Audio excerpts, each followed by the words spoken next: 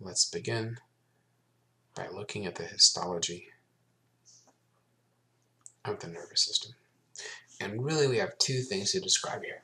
We're going to talk about kind of the main player of the nervous system. These right here, these are the neurons. And then we'll talk about their support staff. The support staff are referred to as neuroglial cells.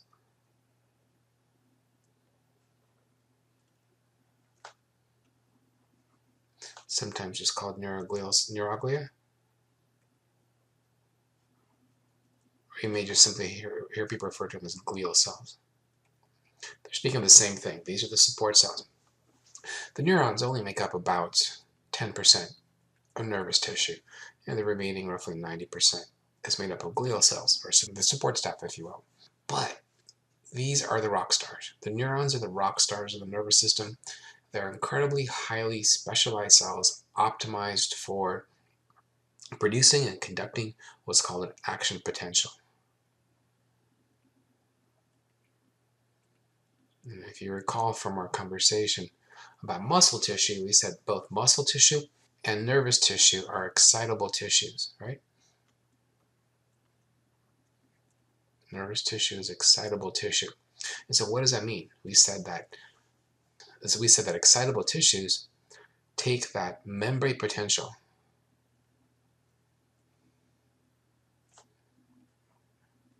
right? The difference of charge across the plasma membrane of the cell, and they can reverse it. They can depolarize.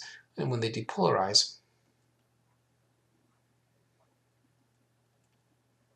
that triggers a wave of depolarization, and that's known as the action potential. And then what neurons can do is they can take this action potential, this flipping of the voltage, this depolarization, repolarization, and conduct it along the surface of a cell, and that's called a nerve impulse. So by generating these nerve impulses, neurons act as biological wires. And in fact, these are highly modified cells. Highly spells pretty cool. Highly specialized for one function and one function only, conducting these action potentials when they're stimulated. But like any rock star, how good is a rock star without the support staff? How good is a basketball player without the manager, the accountant, the shoe sales contract, and so on and so forth, and the physical therapist? They're great at what they do, but that's all they can do. That's the support staff. And so these glial cells are critical for nervous function. If we look at a typical neuron really, in this picture kind of really highlights it has, in many cases, will have a typical body or soma, just like any cell we will encounter.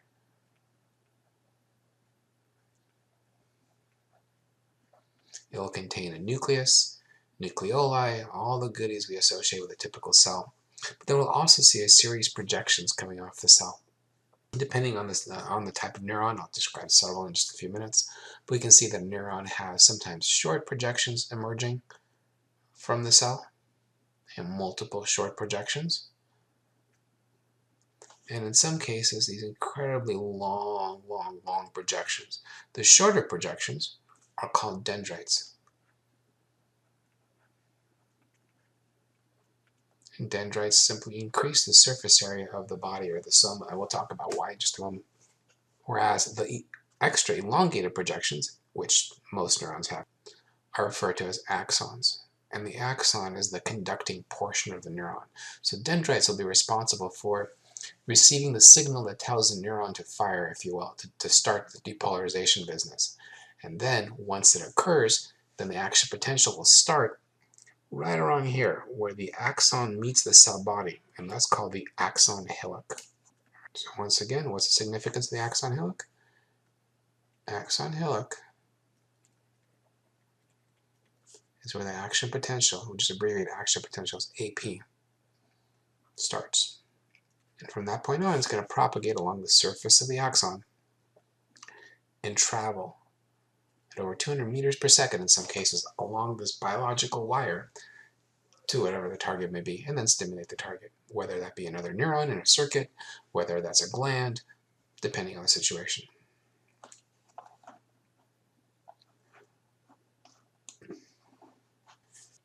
Neurons are highly specialized cells. Neurons lack the capacity to divide,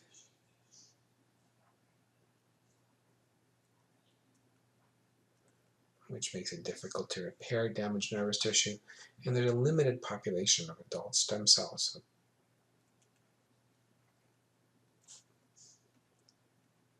Number, that's not hashtag, that means number of, for you kids out there, number of adult stem cells, referred to as neuronal stem cells, able to repopulate damaged nervous tissue. Nervous tissue does have a very high metabolic rate,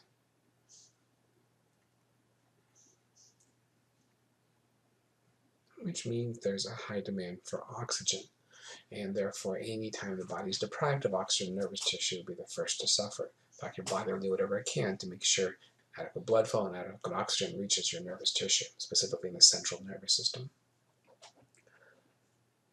Neurons also are able to produce special chemical messengers called neurotransmitters, which are able to actually leave a single cell and traverse a gap called a synapse, stimulate a neighboring cell or tissue. And of course, the most crucial component of these is they're able to generate action potentials.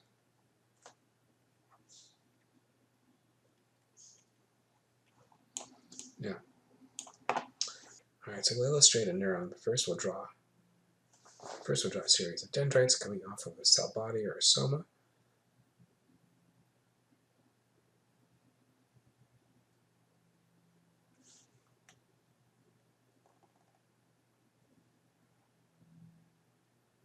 There's lots of ways to illustrate this, but if this works for you, this is good.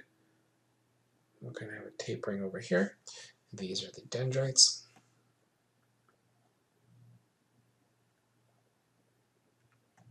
Remember, the role of the dendrites was to increase the surface area of the soma, and why I'll explain in just a little bit. Within the body of the soma, we'll find the nucleus with nucleoli and chromatin and all the good details we associated with a typical cell. Remember, nature's lazy. A neuron is just a modification of that archetype of a cell we described earlier, right?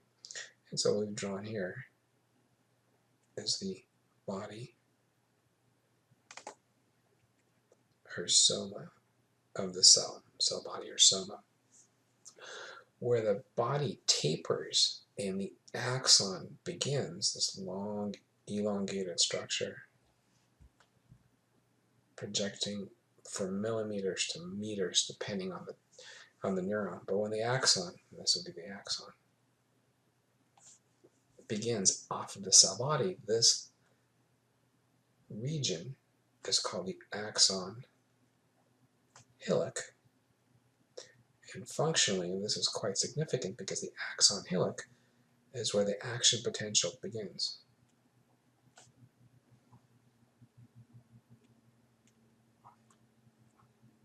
Right, we call it the action potential begins.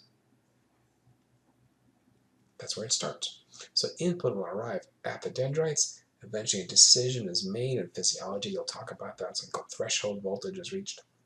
And finally, this is where the action potential starts. It'll travel the length. Let me elongate this just a little bit because we know what's coming up.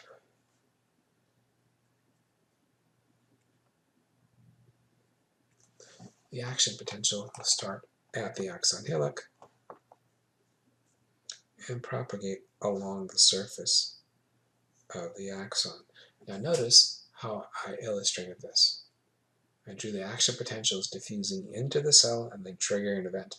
Diffusing into the cell, triggering an event. Oftentimes you'll hear it described as the action potential travels along the surface of the cell, almost implying that it's kind of hopping along the outer surface. It's actually traveling along the inside. It's diffusion into the cell, triggering something, and then an event occurs. Once again, you'll get this in great detail in physiology. This continues along the surface of the axon, and we'll talk about that in a moment as well. But eventually, it'll reach the end of the line. And at the very end of the line, we'll find a series of structures called axon terminal.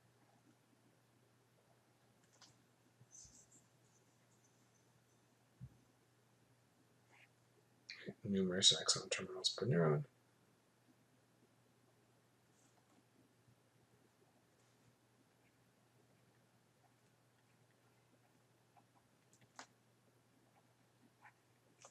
Something interesting happens at the axon terminals.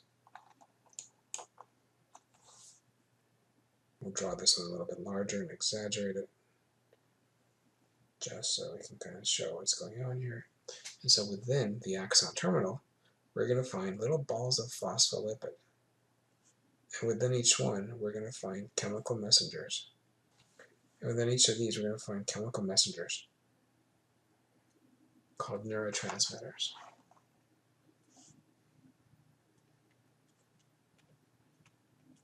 Now, these axon terminals do not actually articulate or not connect directly to the target of the neuron. In fact, there's a gap in between the two crazy kids called the synapse. The synapse, this being the target over here, whatever they may be, muscle fiber, another neuron, cell body or dendrite of another neuron, possibly a gland, depending on the situation is.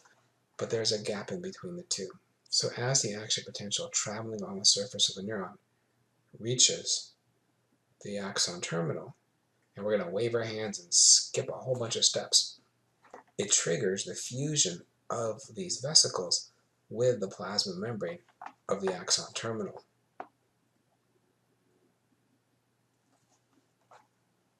And thereby releasing that neurotransmitter into the gap in between the two cells. The neurotransmitter will cross this gap, we'll define the gap in just a minute, and then bind to a receptor on the target cell.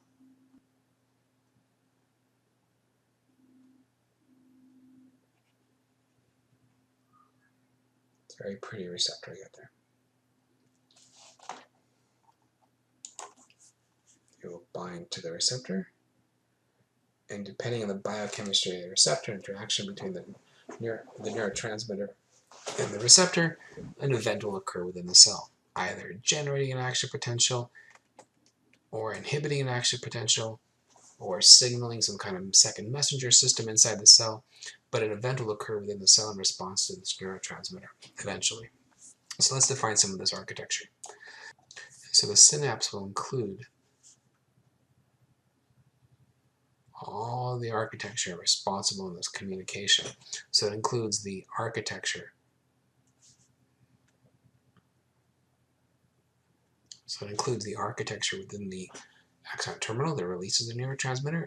It includes the gap in between the two cells called the synaptic cleft.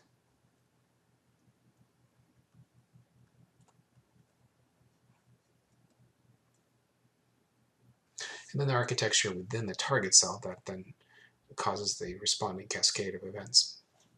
This is collectively referred to as the synapse.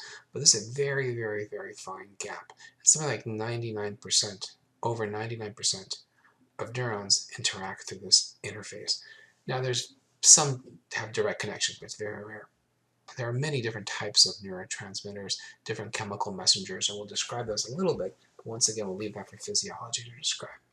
And so here you can actually see a typical interaction. Each of these is an axon terminal interacting with this target cell, and that is what we're talking about. But what gets really interesting is we can have multiple interactions. So let's draw this out like so. What if we have, let's draw a dendrite once again, right? We'll draw a cell body, dendrites. In fact, I'm not going to draw the whole thing, I'll just draw the cell body. Axon coming off our neuron. But let's assume there are multiple neurons coming in. Some will actually trigger a stimulation. Here comes the axon terminal, right? And it tries to start to stimulate, trying to stimulate, right? All of these are positive stimuli. When these reach what's called threshold, they'll cause the neuron to fire and an action potential will be generated. However, not all incoming signals are trying to stimulate the target. Some may be inhibitory. So in some cases, we may actually get an inhibitory signal. And so in reality it's when we have a ratio of stimulation overwhelms the ratio of inhibition, only then will a neuron fire, because inhibition is going to prevent the generation of action potential. And so we already have the architecture necessary to form simple circuits, simple logic circuits. If we've reached enough stimulus, only then will we respond. It's a ratio. So 3 basic types of neurons based on the position of axons and dendrites off the cell body. And all 3 are really categorized based on how many projections are there off of the nucleus. So the typical neuron we just drew, with a cell body, an axon terminal, and multiple dendrites, is referred to as a multipolar neuron. Why? Because there are multiple things attached to the cell body.